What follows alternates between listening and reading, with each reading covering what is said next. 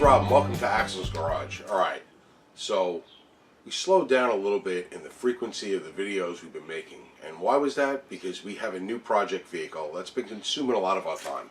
Yeah, you see it, it's a food truck. Actually, a hot dog truck. New York City style hot dogs. And it's a long story that I'm not going to get into of why we have this vehicle and why we're actually operating a hot dog truck. But anyway, we didn't know that buying a small business like this would also give us a new project vehicle, because it's a hunk of shit 1985 P30 Chevy box truck, or bread truck, you call it, box truck, step van, whatever you want to call it. It's a 1985, so it's 30 some odd years old, and it's old, and it needs a lot of work. And today we're not really talking about the food truck aspect of it, we're just talking about the lights. So we buy the truck. The lady that we bought the business from only used the truck during the daytime, so she had no idea. There were no headlights, there were no brake lights, there were no any lights, not a light on the truck worked. So we did a little tinkering. We got some temporary brake lights wired in and zip tied to the back bumper, because zip ties is how you fix crap like this. But we had no headlights, so we had a set of cheapo driving lights that we had on the shelf in the garage that were for one of the quads actually, and we wired them in directly to the battery with a little switch, and those are our temporary headlights. We do have directionals, but if we turn the running lights on, which we were able to get the lower running lights lit up, if we turn them on via the headlight switch, we lose our brake lights and we lose our directionals, which we can't figure out why. And we're tracing the wiring, and it's just old, nasty wiring. This is a commercial truck that's been in service its entire life as a food truck, and it's pretty beat up and dented up, and there's a lot of breaches in the roof over the years from different equipment that was in the truck. And those breaches, especially in the front cab, they cause leaks. And over the years, leaks cause rust, and rust caused bigger leaks, and there was a lot of water getting onto the dash area and all the electronics under the dash. Thank goodness there's not a ton of electrical shit in this vehicle, because it's an 85. But we're focusing now on like the headlight switch and the dimmer switch, and all that stuff is all real grungy, it's dirty, it's old, and that's where our problems are. And we're tracing wires, and we're trying to figure out where we're losing power, and we really can't.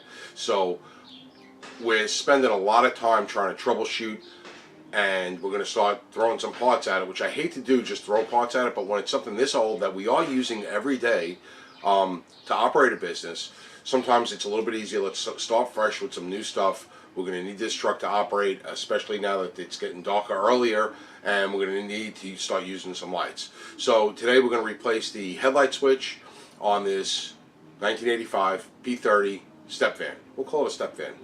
Is it actually a step van? It actually is a step van. It says it right on the side, step van.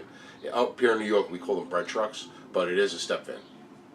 Alright, so we did our normal, did a little bit of Googling, a little bit of research to find what parts to get, and then we checked all our best prices. So a lot of times what I'll do is I'll go to Rock Auto, use their interactive web catalog, and get some part numbers. Get some of the cheapo part numbers, some of the better part numbers, and then I'll go to like eBay and Amazon, and I'll compare the prices from Rock Auto to eBay to Amazon. And usually it's Amazon Prime when it comes down to it. By the time you add the shipping in with Rock Auto and with eBay, sometimes a lot of times it's cheaper just to go Amazon Prime and get it that way, free shipping, 2 days you got it.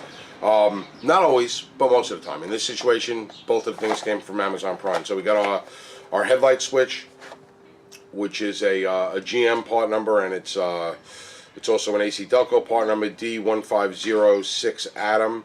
And then the GM part number is 1924592. I'll put a link in the description below. And it's a pretty basic headlight switch used all throughout the late 70s and the early to mid 80s. Pretty basic headlight switch. The only either or on a lot of these headlight switches are how many contacts that you have. So you take yours, you take the harness off, look, see how many wires are connected, and then make sure that your new switch has the same amount, and you're usually pretty good there. We went for the AC Delco rather than the aftermarket because it was like $2 more. You got the AC Delco. On the dimmer switch, which a lot of the new kids, all right, they have no idea what this is. They see it in a vehicle and they don't know what it is, because these are a thing of the past. And this one is taped up pretty good. Couldn't find it in AC Delco, so we got it in standard, and it's their T series, which is their lesser series, which I really didn't like. But the regular series standard, all the ads seemed a little sketchy everywhere I could find it. So we went with the T series. It's the DS72T, and it's just called a interrupter switch is what it's called. It's the dimmer switch, and the dimmer switch for the millennials out there, all right, is the switch for the bright headlights. They call them the brights or the high beams. Those are the headlights when it's real dark and there's nobody coming at you, that you flick your directional back or forward and they come on and they're really bright. And then if you leave them on and somebody's coming at you, they're going to flick them back at you to let you know you're blinding them. Well, back in the olden days, the switch used to be on the floor, and you'd have to activate it with your foot, your left foot. And just like that, you press on it with your foot, and it turns your high beam lights, or your brights, all right, turns them on and off. And it's just a real simple switch, goes in on the floor. So we're going to replace these two here, and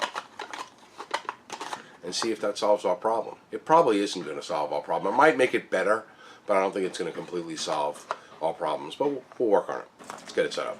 All right, so for the bearded millennials that are watching, all right, the headlight switch used to be in the dash. Right, there's no control on the on any of the steering column arms for the headlights. It's a switch in the dash that you can see, pretty good. It is the best I could do right here. So anyway, this is what it is. It's up behind the dash. The dash is here, and then your headlight thingy is here. So it's easy to show you on this switch, but you see there's a little button right here, a little spring-loaded button. All right, and this is what you got to press. You press this, you reach underneath, and you press this button down, and then you can pull your shaft right out. And once you pull your shaft right out, there'll be a little bezel, and you turn that bezel, and that's got the threaded grooves in here, and that's what's going to release this from the dashboard itself. And then once you get it under the dash, you could disconnect your wiring harness. So I'm going to go do that now.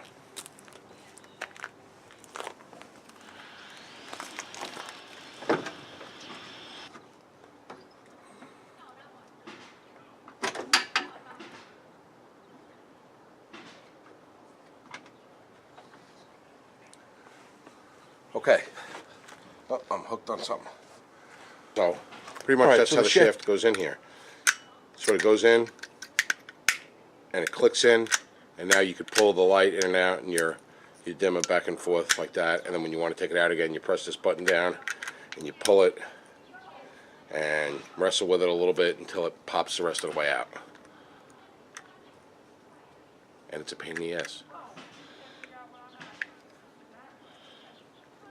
Now I gotta get this one out.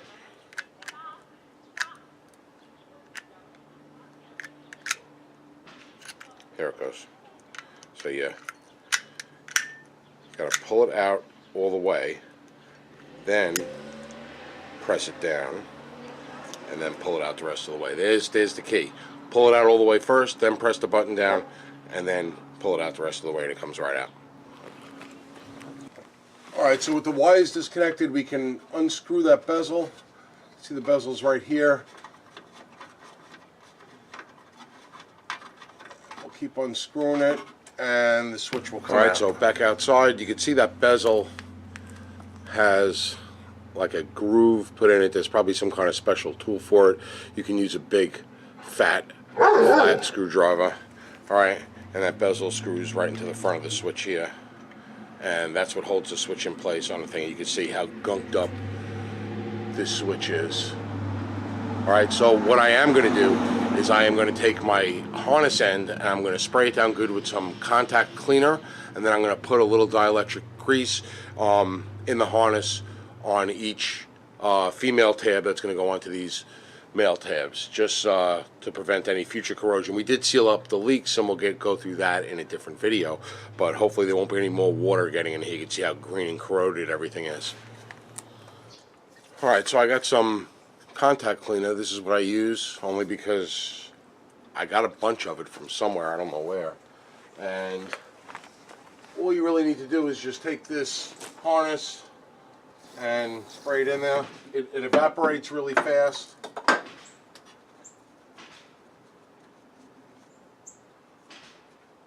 Wipe everything else off that I can.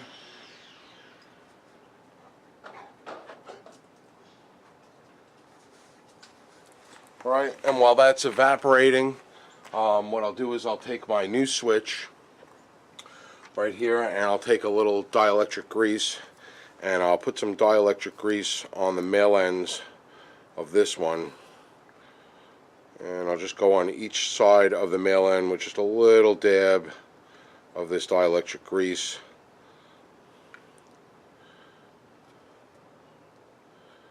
This is probably not a necessary or critical step.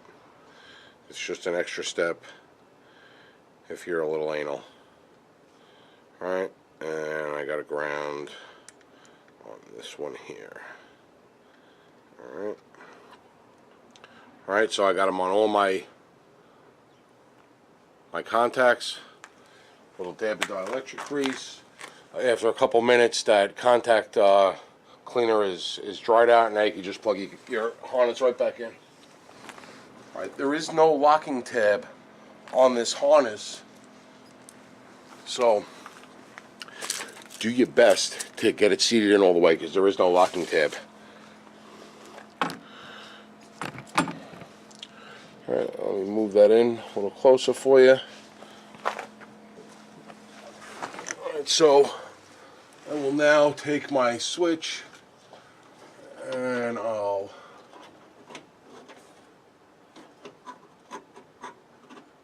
feed it up right in the hole there. Alright, there is a little locating tab in the hole.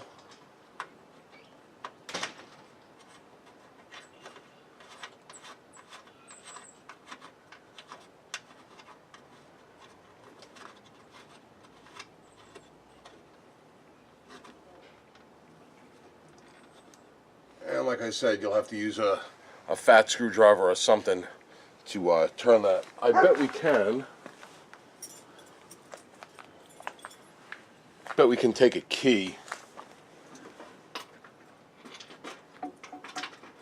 Use the back side of a GM ignition key. Turn it. I'm probably blocking you out completely. Hold on. Alright, so here's our little bezel thing, and I'll take the key. I'm just going to put the key in it right across the opening and turn it like that.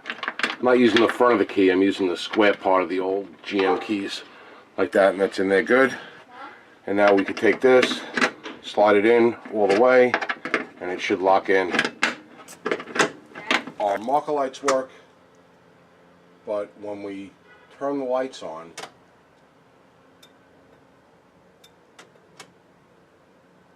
our directionals, when we turn the lights on, our directionals stop working. And when we turn the lights on, our brake lights stop working. Didn't solve our problem. But if you could see, and I'll move the camera, our next thing is that dimmer switch. Alright? That dimmer switch is pretty much rotted off the floor. Alright, but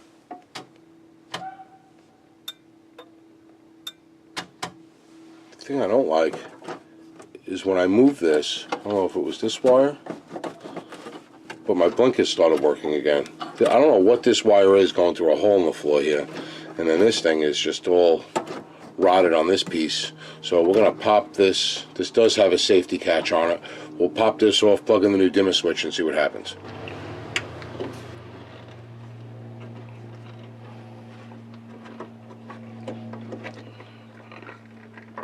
It should be a lot of fun trying to get this off. It's going to rip out of the metal easier than it's going to rip out of the thing.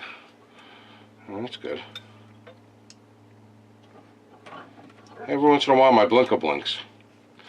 So we're definitely focused on the right area.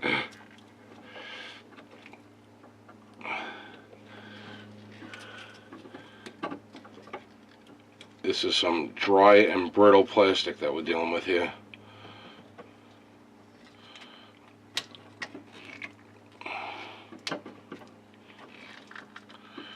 It's also got a bunch of layers of paint on it, which isn't helping either. Alright, so what I did was I chiseled away the 30 different layers of black floor paint that have been used over the years on this thing to get the screws out that should mount it to the floor, but the floor is rotted out, so we just took the whole floor along with it, because I think that the reason why we couldn't get it apart was because that locks it in place. So here's the floor. Alright, so that's the piece of floor, and yes, it actually sandwiches. I guess if we would have looked at the new one and compared, we could have saved ourselves some time. But now it seems to be separated from a thing like that.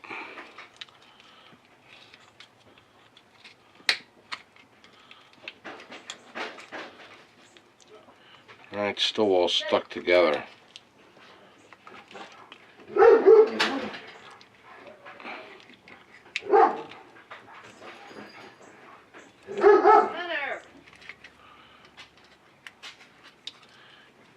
You can see the paint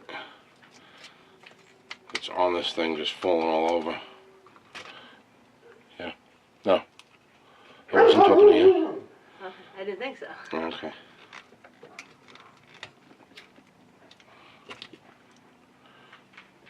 Alright, well, the switch actually came apart instead of it just coming out of the harness. So, there's the top of the switch.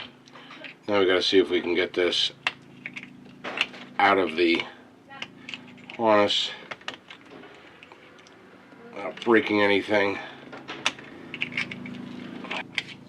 And we got that out. Alright, so that's what we're left with. Pretty rusty, grimy crap. So let's take our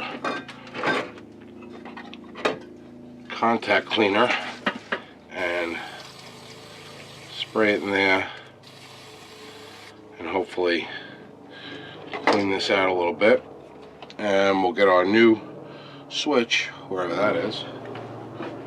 So we'll get our new dimmer switch. Same thing, we'll put a little dielectric grease. I like to put just a little dab on both sides of each blade terminal, just like that. And after a couple seconds, this is dry already, we can slide this right in, and that is in, and hopefully this will be working. So let's see if we got any change to our light situation. So we got our headlights are on. Alright, press that.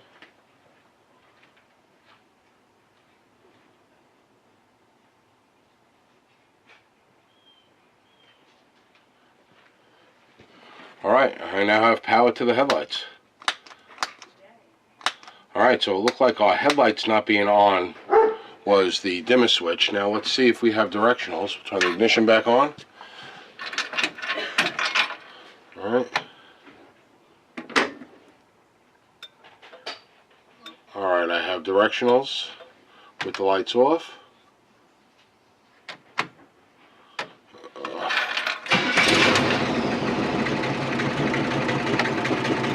Directionals that way.